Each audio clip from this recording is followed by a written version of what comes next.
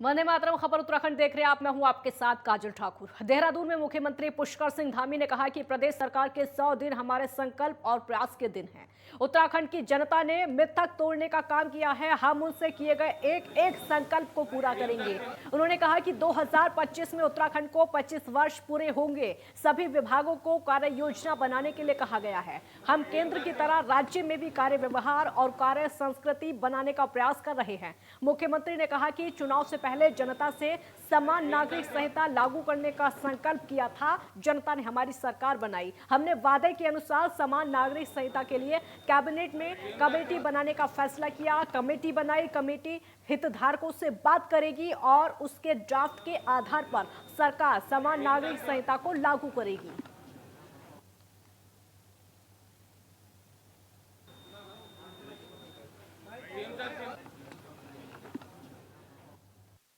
सौ दिनों में हमने प्रयास किया है। हमने समर्पण, प्रयास और संकल्प तीनों को लेकर हम आगे बढ़ रहे हैं और इस आधार पर 2025 के लिए हमने सभी विभागों को योजना बनाने के लिए कहा है कि 100 दिनों में एक जो फाउंडेशन हमने तैयार की है, कुछ हमने फैसले लिए हैं। इसमें समान नागरिक संहिता पर हमने फैसला लिया है, 3 सिलेंडर मुफ्त में देने पर हमने फैसला लिया है।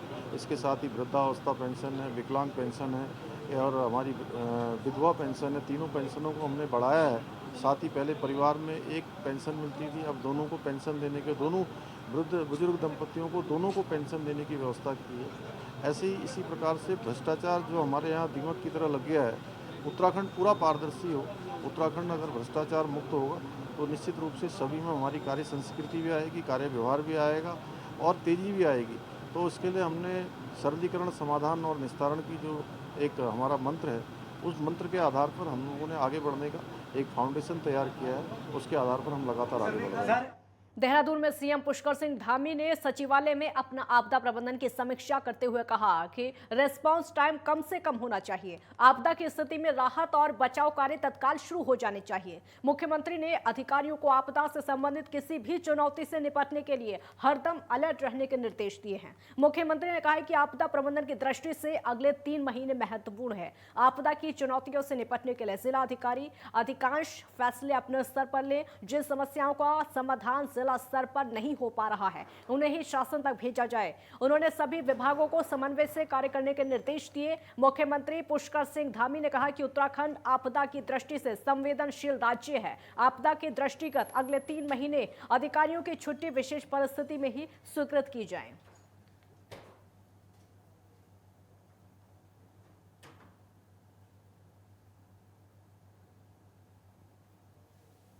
हमारे प्रदेश के अंदर आपदा से काफ़ी नुकसान होता है और आपदा में कहीं भूस्खलन है, कहीं हमारे यहाँ पर अतिवृष्टि है, कहीं पर सड़कों का बहाव है। तो ऐसे सभी काम जो पिछले सालों में जहाँ पर आपदा आई है, उन सभी स्थानों की पुनः समीक्षा करने के लिए कहा है। सड़क मार्ग पर जेसीबी इत्यादि तैनात करने के लिए कहा है। जहाँ पर तटबंध इत्यादि जो नुकसान करते हैं, उनको तटबंधों को ठीक प्रकार से जो है उनको व्यवस्थित करने के लिए कहा है। और साथ में जो जान माल की सुरक्षा है, वो सबसे पहले है। जहाँ 4 धाम यात्रा भी इस समय चल रही है और तमाम सैलानी, तमाम पर्यटक, श्रद्धालु प्रदेश के अंदर हैं, उनकी सुरक्षा का भी पूरी तरह से ध्यान रखना है। उस सभी पर बात हुई है कि तत्काल फौरी तौर पर अगर कहीं पर घटना घटित होती है तो हमारे सभी विभाग उस पर निगरानी रखेंगे और फौरी रूप से जो भी राहत दी जा सकती है। कांवड़ यात्रा को दिव्य और भव्य बनाने के लिए जहां हरिद्वार जिला प्रशासन लगातार बैठक कर रहा है, वहीं स्वास्थ्य विभाग भी कांवड़ यात्रा की तैयारियों में जुट गया है। बैठक के दौरान जिलाधिकारी विनय शंकर पांडे ने सभी विभाग को कहा कि अपने अपने विभागों के स्तर से कांवड़ मेले की यात्रा को लेकर तैयारियां कर ले। इसको लेकर स्वास्थ्य विभाग द्वारा मेडिसिन की व्यवस्था कर ली गई है और 17 अस्थायी कैंप लगाए जाने के लिए तैयारियां की जा रही हैं। वहीं मुख्य चिकित्सा अधिकारी डॉक्टर कुमार खगेंद्र का कहना है कि कांवड़ मेले को लेकर 20 से 25 लाख रुपए के आसपास का टेंडर निकाले गए हैं। दवाइयों का टेंडर लगभग 42 लाख का है, जिससे फाइनल कर दिया गया है, जो कि 17 अस्थायी मेडिकल कैंप बनाए जा रहे हैं। उसमें कि 24 घंटे सेवा उपलब्ध रहेगी। इनका कहना है कि कैंप में 2 ऑक्सीजन सिलेंडर और 1 ऑक्सीजन कंसंट्रेटर की व्यवस्था भी की जाएगी। कांवड़ यात्रा के संदर्भ में वही 2 दिन पहले भी हम लोगों की डीएम साहब की अध्यक्षता में एक मीटिंग आहूत की गई थी कलेक्ट्रेट में सभागार में। उससे पहले भी एक बार हुआ था, तो हम लोग को दिशा निर्देश दिया गया था डीएम महोदय के द्वारा कि आप लोग अपने विभाग में अपने स्तर से तैयारियां कर लें। तो हमने मेडिसिन और टेंट की हमारे करीब 17 अस्थायी कैंप लगाए जाएंगे। उसके लिए टेंट की व्यवस्था के लिए हमने टेंडर कर चुका है, जिसका 29 तारीख को हमारा उसका बिडिंग खुल जाएगा। ई टेंडर किया गया है, करीब 20 से 25 लाख के आसपास का हमारा टेंडर है। प्लस दवाइयों का हमारा करीब 32 लाख का है, 42 लाख का है, जिसका भी टेंडर आरसी से लिया जाएगा, वो कर दिया गया है। उत्तराखंड में मौसम का मिजाज बदल गया है। आज से प्रदेश में मानसून ने दस्तक देनी शुरू कर दी है। प्रदेश के कई हिस्सों में आज हल्की से मध्यम बारिश देखने को मिली। खासतौर पर प्रदेश के कुमाऊं मंडल में भारी बारिश देखने को मिली, जिसके चलते वहां पर नदी नाले काफी उफान पर हैं। और वहीं प्रदेश के गढ़वाल मंडल के कुछ जिलों में हल्की से मध्यम बारिश देखने को मिली। मौसम विभाग की माने तो अभी आने वाले 2 से 3 दिनों तक प्रदेश में बारिश का सिलसिला लगातार जारी रहेगा।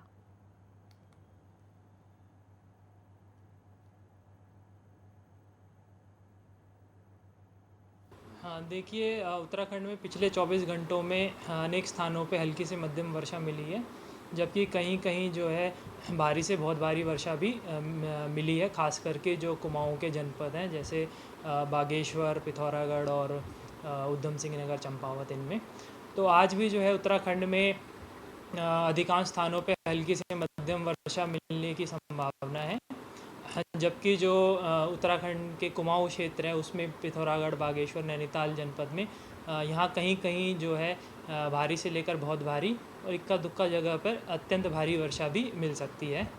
मसूरी में हो रही बारिश लोगों के लिए परेशानी का सबब बन गई है। मसूरी में मूसलाधार बारिश से खेतों का पुश्ता गिरकर मकान के ऊपर गिर गया है, जिससे कि मकान का एक भाग क्षतिग्रस्त हो गया है। घटना की सूचना मिलते ही मसूरी बीजेपी मंडल अध्यक्ष मोहन पेटवाल और नायब तहसीलदार भोपाल सिंह चौहान मौके पर पहुंचे और पीड़ित परिवार को हर संभव मदद दिए जाने का आश्वासन दिया।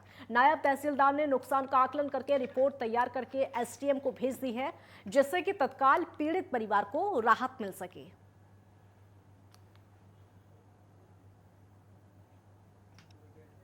रात में करीब 3 बजे के आसपास बहुत तेज बारिश हुई। उस टाइम लाइट भी नहीं थी, अंधेरा हुआ रखा था एकदम।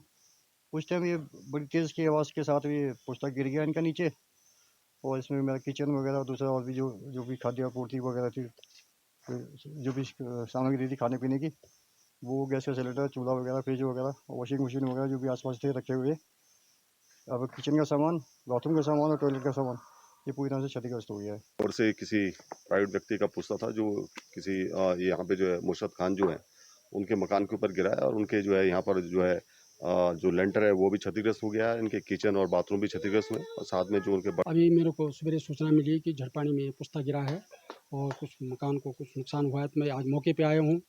मैंने देखा यहाँ पर ये मुसरत खान का जो मकान है उसके ऊपर राजन छतरी का पुश्ता है, और खेत का पुश्ता था, वो पुश्ता गिर करके जो है बारिश के कारण इसके मकान की छत के ऊपर गिरा है। ऊखीमठ में मौसम विभाग की भविष्यवाणी सच साबित हुई है। आपको बता दें कि केदार घाटी में मानसून ने दस्तक दे दी है, जिसके बाद अधिकांश इलाकों में झमाझम बारिश देखने को मिल रही है और उसके चलते लोगों को बढ़ती गर्मी से काफी राहत मिल गई है। वहीं ऊंचाई वाले इलाकों के तापमान में गिरावट महसूस हो रही है।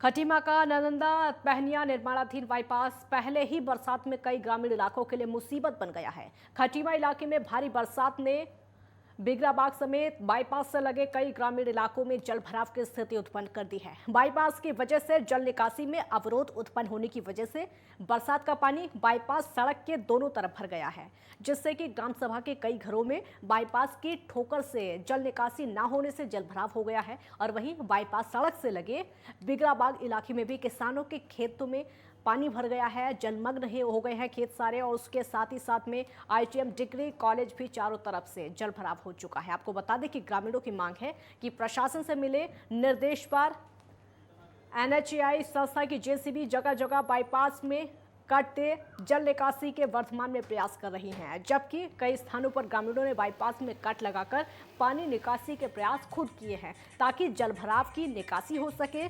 पहनिया बाईपास से लगे प्रभावित ग्रामीणों ने बाईपास निर्माण संस्था पर बाईपास निर्माण के दौरान जल निकासी की व्यवस्था न करने का आरोप लगाया है। साथ ही जल निकासी की व्यवस्था न होने पर निर्माणाधीन बाईपास के मानसून की बरसात में बड़ी मुसीबत होने की बात कही है और उसी के चलते पहली बरसात में ही भारी जलभराव से गांव में पानी घुस गया है। साथ ही ग्रामीणों का भारी नुकसान हुआ है, इसलिए उनके प्रशासन और निर्माण संस्था से अपील है कि बाईपास में जगह जगह पुलिया निर्माण या फिर ह्यूम पाइप डालकर जल निकासी के लिए बेहतर इंतजाम किए जाएं, जिससे कि बरसात में ग्रामीणों को जल भराव के चलते मुसीबत ना झेलनी पड़े।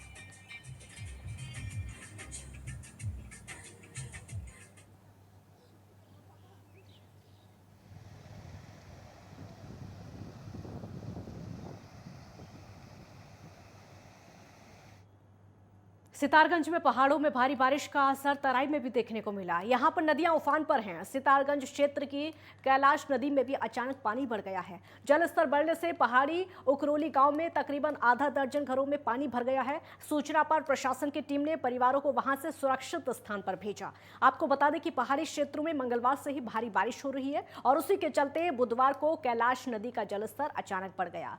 नदी का जलस्तर बढ़ने से पहाड़ी उकरोली गांव में तकरीबन आधा दर्जन घरों में पानी घुस गया। सूचना पर तहसीलदार जगमोहन त्रिपाठी टीम के साथ में मौके पर पहुंचे। उन्होंने प्रभावित परिवारों को सुरक्षित स्थान पर भेजा। प्रशासन ने लोगों से नदी के आसपास नहीं जाने की अपील की है और प्रशासन ने कहा है कि बढ़ते जलस्तर को देखते हुए लोग नदियों और तेज बहाव वाले नालों से दूर रहें।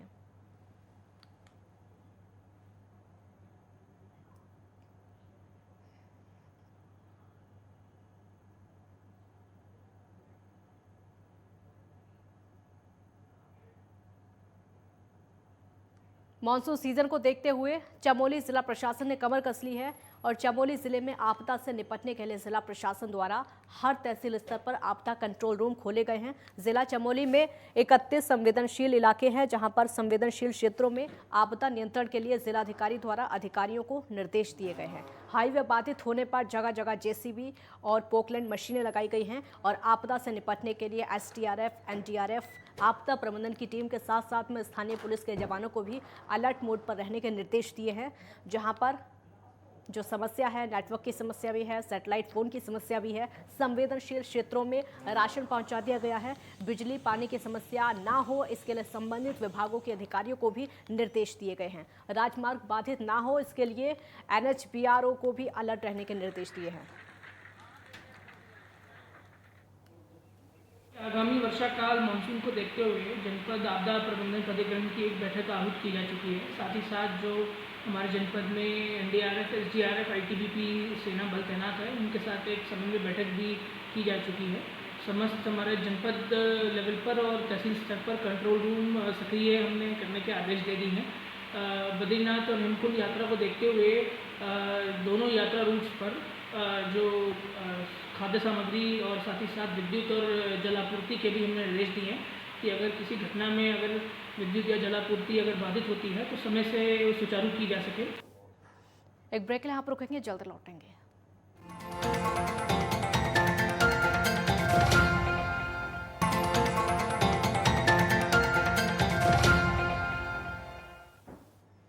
ब्रेक के बाद एक बार फिर स्वागत है आपका। सितारगंज में स्थित नवजीवन नशा मुक्ति केंद्र को स्वास्थ्य विभाग और पुलिस प्रशासन ने संयुक्त रूप से छापेमारी करके सीज कर दिया है। साथ ही नशा मुक्ति केंद्र संचालन के खिलाफ एनडीपीएस के अंतर्गत सितारगंज कोतवाली में मुकदमा दर्ज किया गया है। नशा मुक्ति केंद्र में मौजूद 31 मरीजों को अन्य शहरों में संचालित नशा मुक्ति केंद्र में शिफ्ट करा दिया है और वहीं नशा मुक्ति केंद्र के खिलाफ स्वास्थ्य विभाग और पुलिस प्रशासन की टीम लगातार कार्रवाई कर रही है और कार्रवाई के बाद नशा मुक्ति केंद्र संचालकों में हड़कंप मच गया है।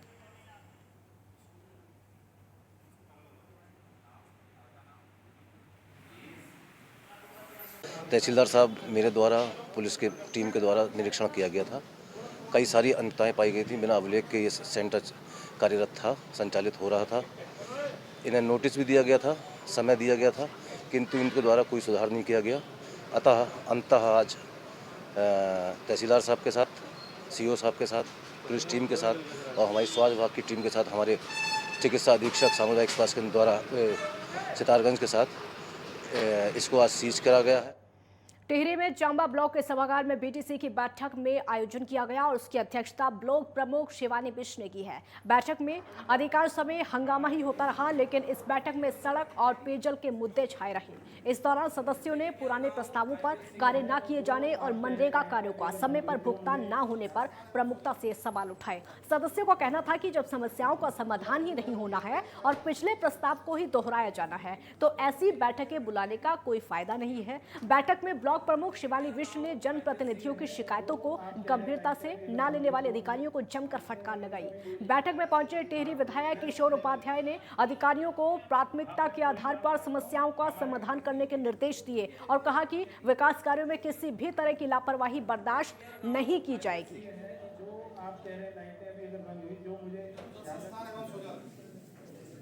मैं उस सदन का एक आमंत्रित सदस्य हूँ। सदन की अपनी गरिमा है।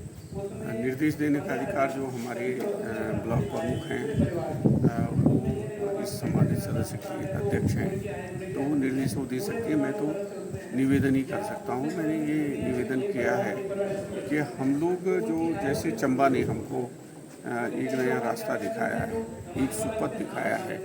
चंबा और जो मसूरीवाड़ी फल पट्टी है उसने नकदी फसलों के रूप में, उसने जो है बागवानी के रूप में, उसने होम स्टे के रूप में आज वो पर्यटन का सबसे अच्छा हब बन गया है। अगली खबर चमोली से है, जहां पर नगर पालिका परिषद गोपेश्वर द्वारा सिंगल यूज प्लास्टिक पर रोक लगाने के लिए लगातार आमजन से अपील की जा रही है। नगर पालिका के अधिशासी अधिकारी ने जानकारी देते हुए बताया कि उनके द्वारा लगातार सभी व्यापारी बंधुओं से आग्रह किया जा रहा है कि सिंगल यूज प्लास्टिक का उपयोग न करें। केंद्र सरकार द्वारा जारी निर्देश के बाद 1 जुलाई से सिंगल यूज प्लास्टिक यूज करने वालों के खिलाफ सख्त कार्रवाई की जाएगी। सरकार द्वारा जारी दिशा निर्देश के बाद इस प्लास्टिक का उपयोग करने वालों के खिलाफ कार्रवाई की जाएगी।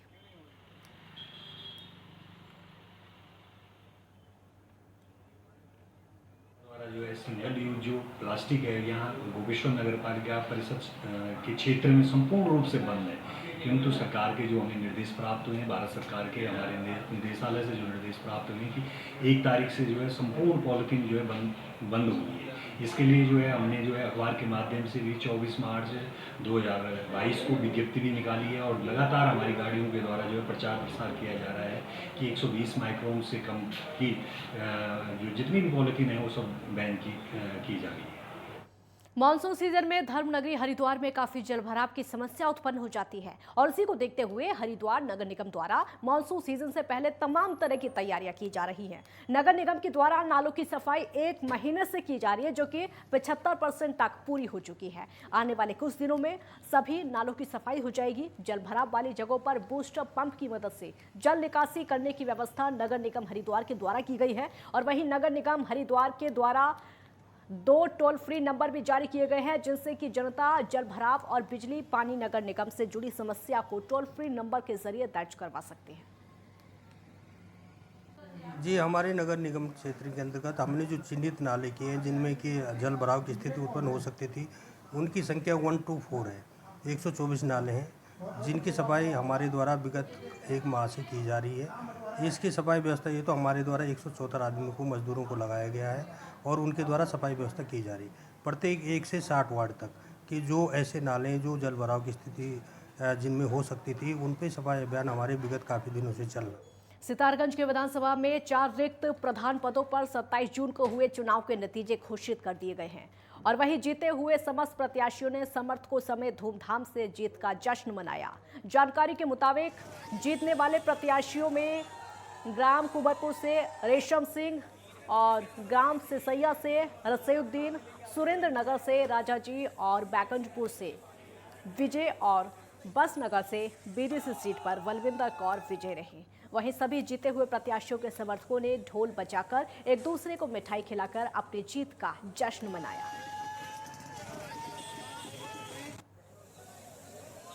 4 प्रधान के चुनाव थे, 4 जगह और 1 बीडीसी नंबर का था, जिनमें से हमारी ग्राम सभा जो हमारी सिसैया है उसमें रईसुद्दीन जी विजयी हुए हैं और हमारी कुंवरपुर ग्राम सभा में रेशम सिंह जी विजयी हुए हैं। सुरेंद्र नगर में राजा जी विजयी हुए हैं। उसके अलावा हमारा जो बैकुंठपुर ग्राम सभा है उसमें बिरंची वाइन जी विजयी हुए हैं।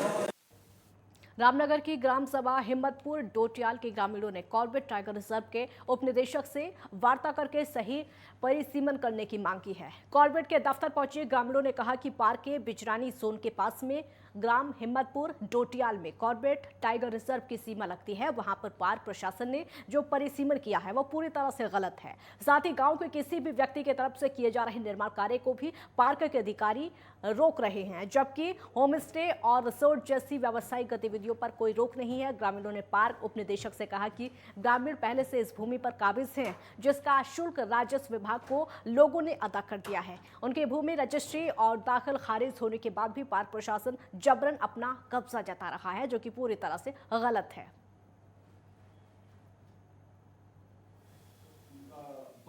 ये असल में हिम्मतपुर डोटियाल जो ग्राम सभा है वहाँ से कॉर्बेट की बिजरानी जोन की सीमा लगती है, और जो कॉर्बेट नेशनल पार्क प्रशासन है वो कहता है कि ये भूमि हमारी है, जबकि हम लोगों ने वहाँ पर रजिस्ट्री कराई हुई है और दाखिल खारिज हम लोगों के रेवेन्यू डिपार्टमेंट को हमने स्टाम्प ड्यूटी दी हुई है। लेकिन उसके बावजूद जो है वन विभाग के द्वारा, कॉर्बेट प्रशासन के द्वारा भूमि को अपना बताया जा रहा है, जबकि खाता में वो 62 संख्या नंबर दर्ज है, खतरा नंबर 62 है। और उसके बावजूद जैसे अगर कोई व्यक्ति अपना घर बना रहा है या कोई अपना निजी शौचालय बना रहा है तो उसकी तोड़फोड़ इनके प्रशासन के द्वारा की जा रही है। ये हिम्मतपुर डोटियाल ग्राम जो है ये वन सीमा से लगा हुआ है, और इसमें जो है यदा कदा जो है कुछ अतिक्रमण की शिकायतें प्राप्त होती हैं कभी कभी, तो इस पे जो है स्टाफ के द्वारा कार्रवाई की जाती है। और इसमें जो है जॉइंट सर्वे कराने के लिए, जिसमें वन विभाग, राजस्व विभाग और अन्य लोग जो है जो सर्वे से रिलेटेड हैं वो रहेंगे, और इसका एक कार्रवाई के लिए जो है कार्रवाई की जा रही है। और जैसी स्थिति स्पष्ट होगी उसके हिसाब से इसमें कार्रवाई की जाएगी, और वन सीमा, वन भूमि में किसी भी प्रकार। खबर उत्तराखंड में फिलहाल इतना ही। आप देखते रहिए नेटवर्क 10। जय हिंद।